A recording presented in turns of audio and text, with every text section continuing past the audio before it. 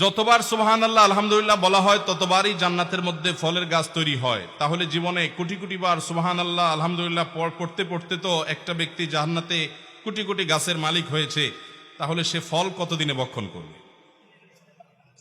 আজীব আজীব প্রশ্ন। মাশাআল্লাহ, নোয়াখালীর মানুষের মাথায় এত প্যাচ। ভাই, আলামুল গায়েবকে আমরা অনেকে আলামুল হাজিরের সাথে তুলনা করি। জান্নাত এটা কি গায়েবের জগৎ না হাজিরের জগৎ? গায়েব আর হাজির বুঝেন তো? যেটা অদৃশ্য, যেটা আমাদের চোখের আড়ালে, যেটা আমরা দেখি না, সেটা কিসের জগৎ? গায়েবের জগৎ। সেই গায়েবের জগৎ, সেখানে আল্লাহ রাব্বুল আলামিন কি করবেন, কি ধরন হবে, সেটাকে আমাদের এই দৃশ্যমান জগতের সাথে তুলনা করা এটা অজ্ঞানতা।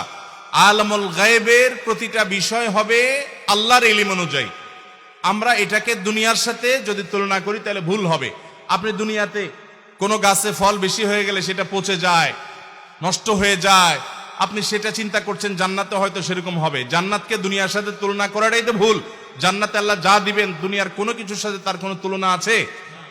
নবী করিম সাল্লাল্লাহু আলাইহি সাল্লাম বলেছেন, আল্লাহ তাআলা হাদিসে কুদসিতে বলেছেন, আদাতু লিইবাদিয়াস সালিহিনা মা লা আইনুন রাআত ওয়ালা উযনুন সামিআত ওয়ালা খাতার আলা কলবি বাশার। আল্লাহ বলেছেন, আমি আমার নেককার বান্দাদের জন্য জান্নাতে এমন সব নেয়ামত রেখেছি যেই নেয়ামতের অনুরূপ কোন নেয়ামত কোন চোখ কোনোদিন দেখে নাই।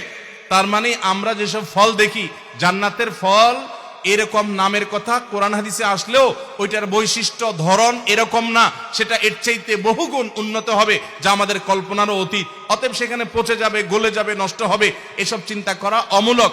বরং সেখানে আল্লাহ রাব্বুল আলামিন ফল তো, দুনিয়ার ফল তো মুখে চলে আসে না, ওখান থেকে তো মানুষ যখন যেটা চাইবে তখন তার সেটা নাগালে চলে আসবে। দুনিয়ার ফল খেলে তো মানুষের পেটে অ্যাসিডিটি হয়, অনেক সময় অসুস্থতা হয়, নানান অসুবিধা হয়। সেখানে কোনো অসুবিধা হবে না। বিদায় সেখানে আপনার অগণিত গাছ যদি থাকে, সেগুলোর ফল নষ্ট হওয়ার টেনশন আপনার করার দরকার নাই। আর আপনি চিন্তা করছেন সেগুলো আমি খেয়ে কবে শেষ করব। দুনিয়াতে যেরকম খেলে হজম হতে অনেক সময় লাগে, একটু বেশি খেয়ে ফেলছেন দুপুরে, রাত্রে আর খাইতে পারেন না, আখিরাতে আল্লাহ তাআলা খাওয়ার পর ডেকোর দিবেন, সব ক্লিয়ার হয়ে যাবে। এবং দুনিয়াতে আপনি 50-60 বছর থাকেন, চিন্তা করেন একটা গাছ যদি 2-4-10 মণ আম দেয় যথেষ্ট, আর কত?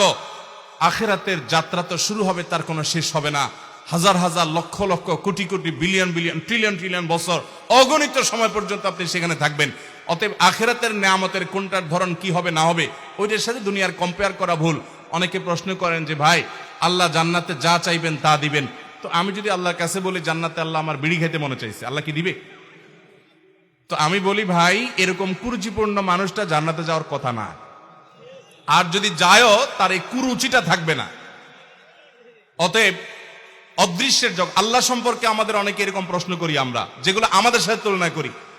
আল্লাহ সম্পর্কে আমাদের অনেকের মনে শয়তান একটা ওয়াসওয়াসা, একটা প্রশ্ন তুলে দেয়। নবী সাল্লাল্লাহু আলাইহি সাল্লামের সময় অনেকের মনে এরকম প্রশ্ন আসতো। নবী করিম সাল্লাল্লাহু আলাইহি সাল্লামের কাছে বলার পর তিনি বলেছেন, যাকা নাফসুল ঈমান, এটাই তো তোমার ঈমানের লক্ষণ। অনেকে বলে, আচ্ছা আমাদের সবাইকে আল্লাহ সৃষ্টি করছে, তাহলে আল্লাহকে কে সৃষ্টি করছে? এরকম প্রশ্ন আসে কি আসে না? এর মতো হাস্যকর প্রশ্ন দুনিয়াতে আরেকটা নাই। কারণ আল্লাহকে কে সৃষ্টি করছে এই প্রশ্ন করার মানে হলো আপনি আল্লাহকে সৃষ্টি মনে করছেন নাকি স্রষ্টা? আল্লাহ কি সৃষ্টি না স্রষ্টা?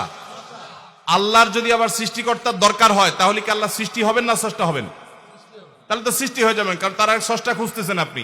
তো আল্লাহ তো স্রষ্টা, আল্লাহ তো সৃষ্টি না, তার আবার সৃষ্টিকর্তা কোত্থেকে আসবে? যার স্রষ্টার প্রয়োজন হয় সে সৃষ্টি হয়। আল্লাহ যদি, তার যদি আপনি আবার স্রষ্টার কল্পনা করেন, তাহলে সেক্ষেত্রে আল্লাহকে তো আপনি খালেক মানলেন না, তিনি তো স্রষ্টা হলেন না। সবাই যদি সৃষ্টি হয়, তাহলে স্রষ্টা হবে কে?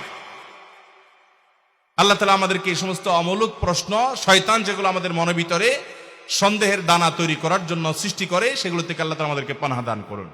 এই জাতীয় বাজে প্রশ্ন, বিশেষ করে যেগুলো অমূলক এবং কুফরি, আল্লাহর সম্পর্কে বাজে চিন্তা, সম্প্রতি এরকম প্রশ্ন শত শত আসছে আমাদের কাছে যে আল্লাহ সম্পর্কে বাজে চিন্তা হয়।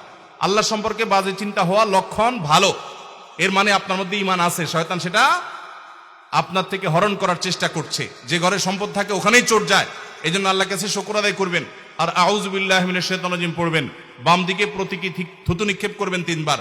আল্লাহ তাআলা ইনশাআল্লাহ শয়তানের ওয়াসওয়াসা থেকে পানাহ দিবেন। আল্লাহুম্মা ইন্নী আউযু বিকা মিন ওয়াসাওয়াসিক, আল্লাহুম্মা জাআল ওয়াসাওয়াসা কলবি খাশিয়াতাক। আল্লাহ আমার মনের বাজে জল্পনা কল্পনাকে আপনার ভয় দিয়ে পরিপূর্ণ করে দিন। দোয়া পড়বেন।